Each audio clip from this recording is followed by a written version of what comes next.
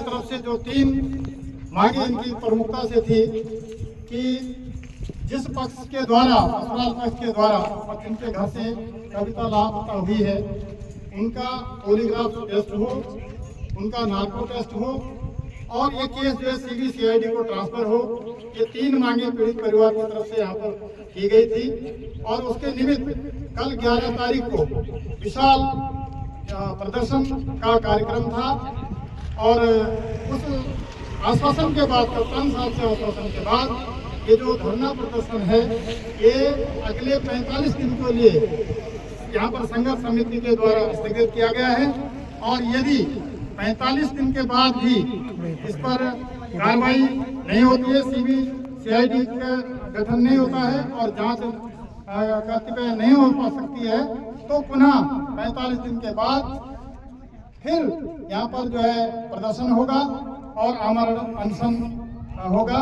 इस शर्त के आधार पर ये जो धरना था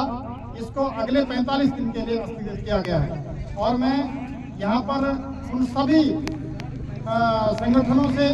जिन्होंने इस धरने को अपना समर्थन दिया है, वो चाहे प्रधान संगठन हो और अपना विकासखंड 4300 और गमरी बिजली क्षेत्र की संघर्ष समिति के द्वारा, तमाम ग्राम प्रधानों के द्वारा, जिला पंचायत के सदस्यों के द्वारा, यहाँ तक कि अपने जिले के जो पंचायत के जिला अध्यक्ष दीपक बिजवाण जी यहाँ पर आए थे, माननीय विधायक जी यहाँ पर आए थे, संजय डोभाल जी और तमाम जो हमारे जनप्रतिनिधिगण हैं, क्षेत्र के लोग हैं, गोपाल मणि व्यास जी भी यहाँ पर आए थे। उन्होंने भी प्रशासन को चेतावनी दी थी कि 10 तारीख के अंतर्गत इस मामले का हल निकालें, अन्यथा जो है यहाँ पर जो जनता के अंदर भारी आक्रोश व्याप्त है तो उनका भी इस धरने और प्रदर्शन को और इसके बारे में उनका समर्थन मिला है और हमें पूरा भरोसा है कि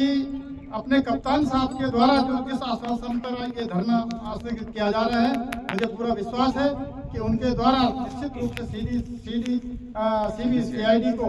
ये केस ट्रांसफर होकर के सत्यता जो है सामने आएगी। और हम फिर जोर दे करके कहते हैं यहाँ पर जितने लोग भी इस धरना और प्रदर्शन को समर्थन दे रहे हैं उनका एक ही मंतव्य है कि जो दोषी है वो चाहे कोई भी है, दोषी के खिलाफ कार्रवाई हो, उसके खिलाफ उसको सजा हो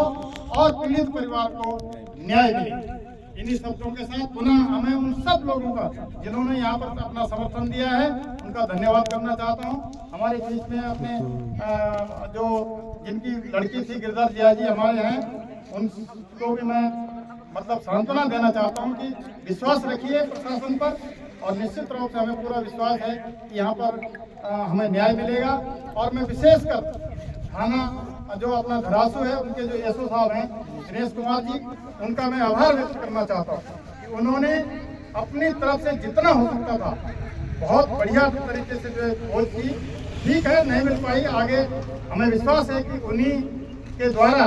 जो मेहनत की गई आगे CBCID के लिए भी हमें पूरी आशा है कि हमें इस केस में न्याय मिलेगा और दोषी अवश्य सलाखों के पीछे जाएगा। धन्यवाद आप सबको।